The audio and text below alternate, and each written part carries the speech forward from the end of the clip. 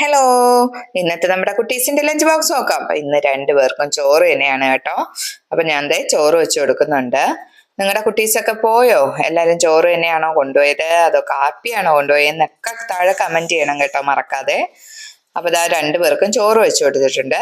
അപ്പൊ ഇന്നലെ ചന്തയിൽ പോയപ്പോ നല്ല അടിപൊളി ചീര ഇരിക്കുന്നുണ്ട്. അങ്ങനെ കീര മേടിച്ചുകൊണ്ട് വന്നതാ ഇന്ന് കീരത്തോരൻ.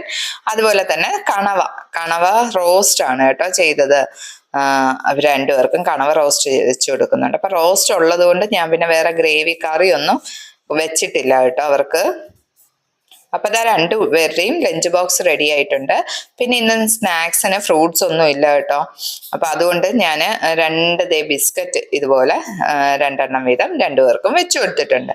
അപ്പൊ അവരുടെ സ്നാക്സ് ബോക്സും റെഡിയായി.